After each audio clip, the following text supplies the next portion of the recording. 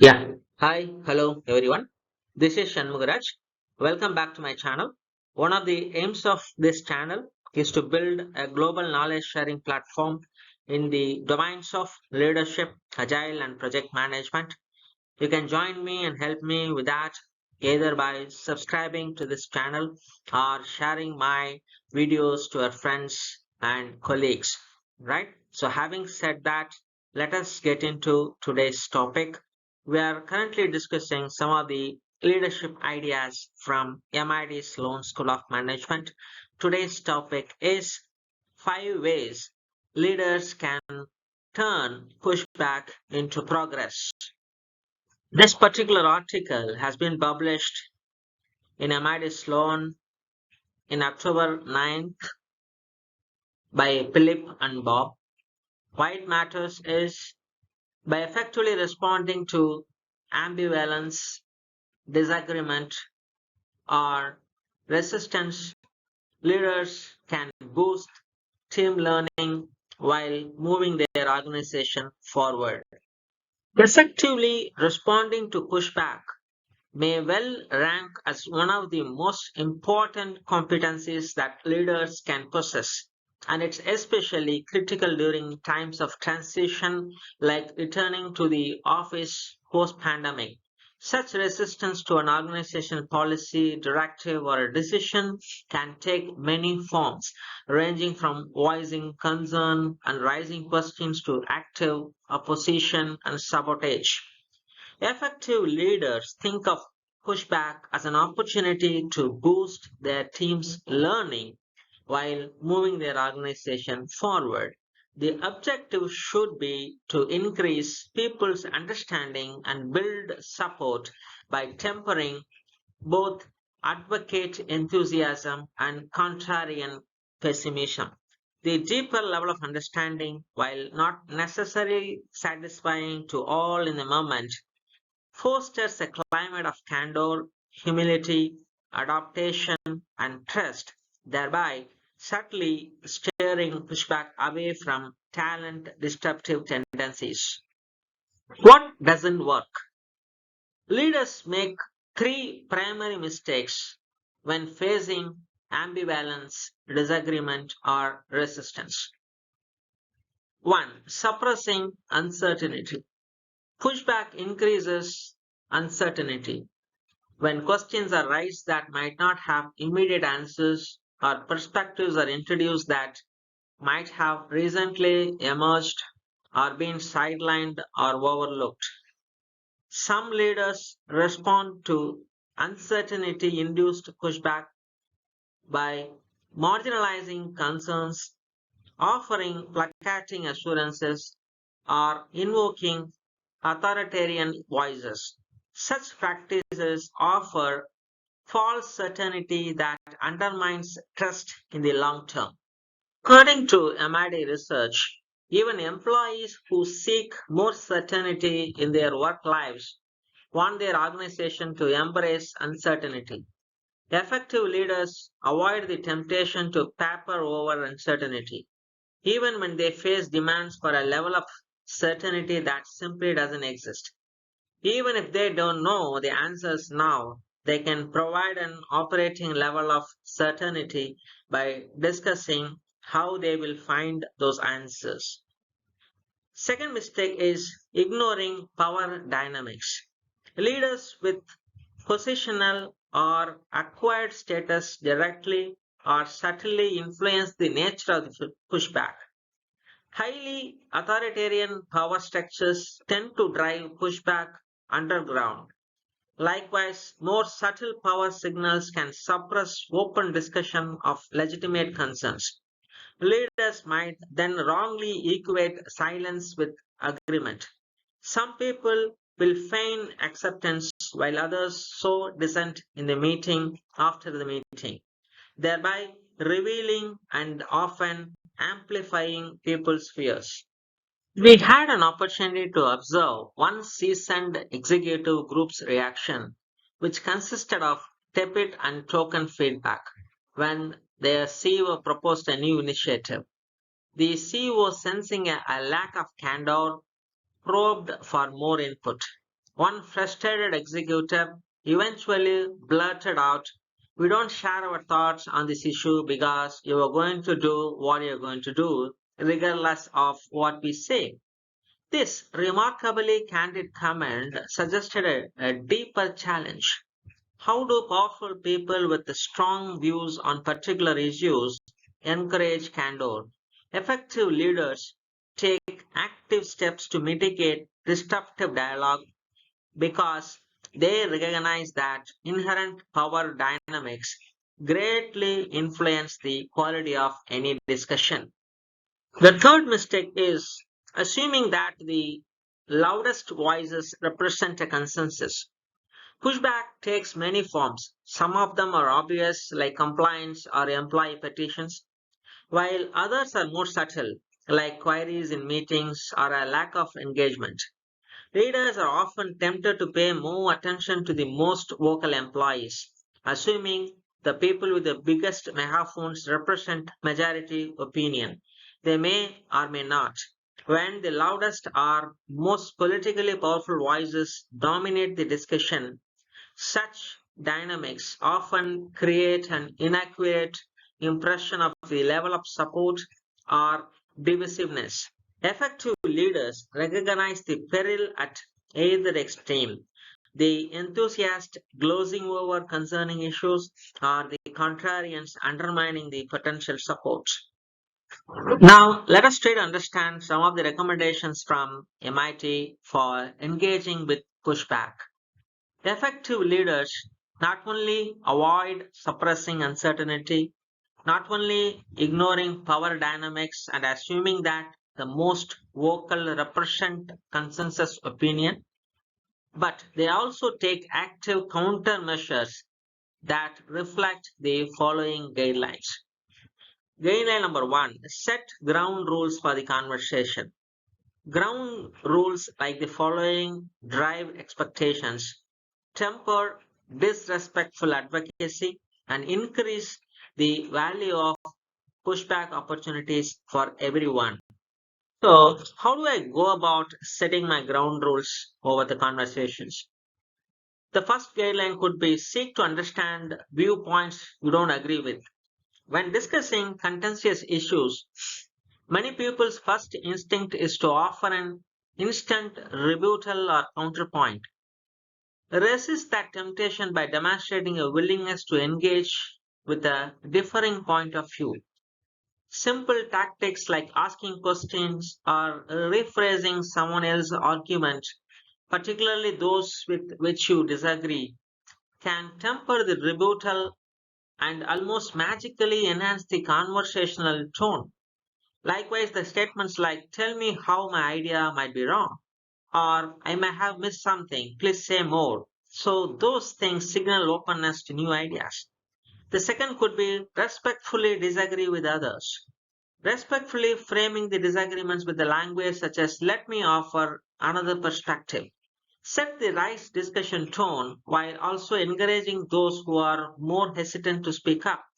Reluctance to share differing points of view often signals an underlying trust deficit.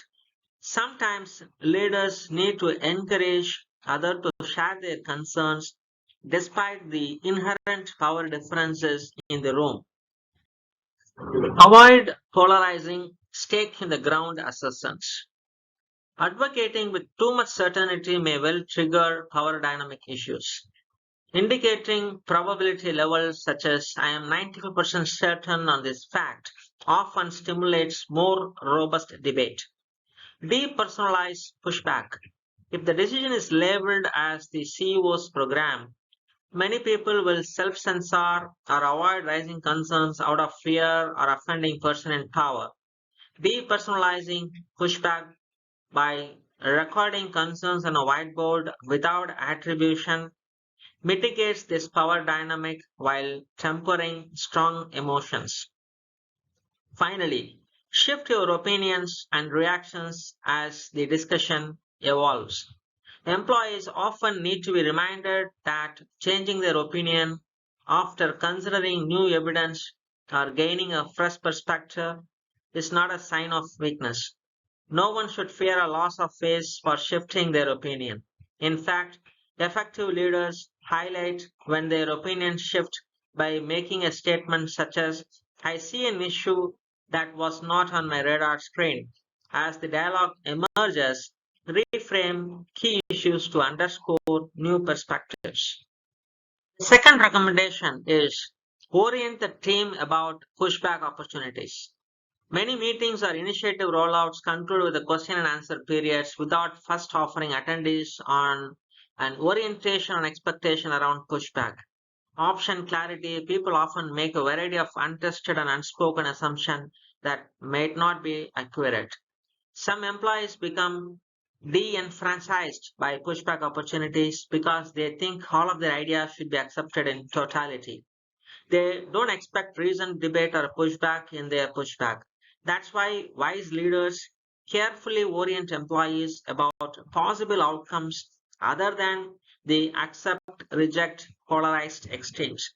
They introduce other alternatives such as tweaking the plan, introducing a test period, delaying implementation, modifying a decision, or rethinking the proposal. Third recommendation is select the right forums and settings. Some settings like town hall gatherings or online forums tend to embolden more emotive expressions of opinions, posturing and venting. Such situation might discourage usual inquiry and questions from those less inclined to engage in emotive scrums. The right venues and forums maximize the opportunities for insightful queries, deliberative discourse, and respectful debate. Typically, smaller groups of people who are equipped with the proper discussion parameters work best.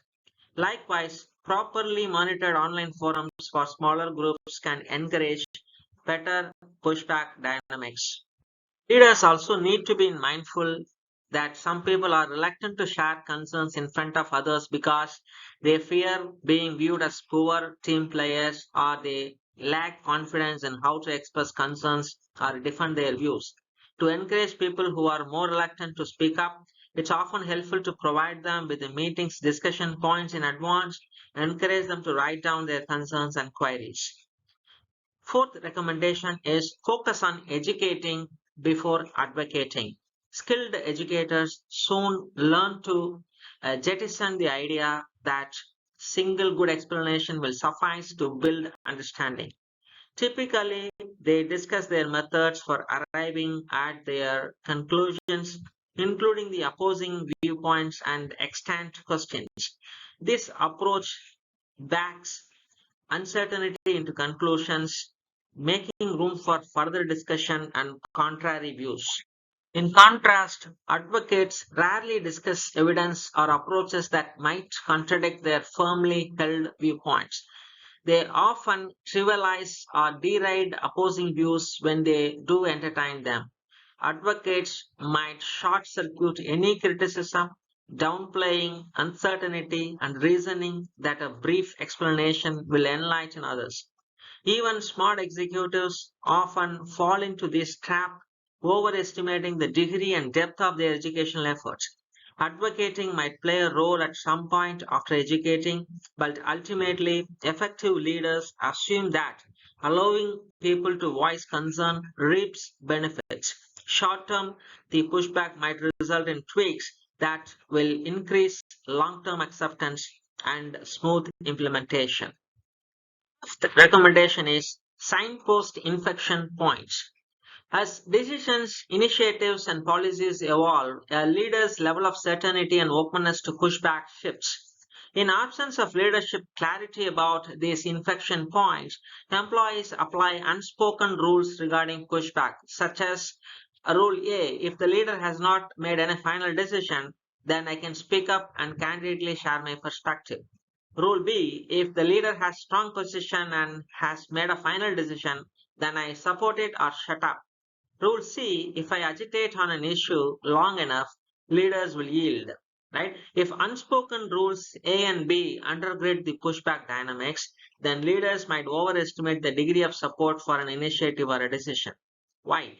Because employees operating under Rule B assume that requests for feedback or for theater are designed to manufacture buy-in. They self-censor and are offer only a token opposition. Consequently, dissenting and potentially valuable voices go silent. Rule C animates pushback dynamics in precisely the opposite direction with endless debate. This fosters a culture of compliance after decisions have been tweaked, modified, or finalized.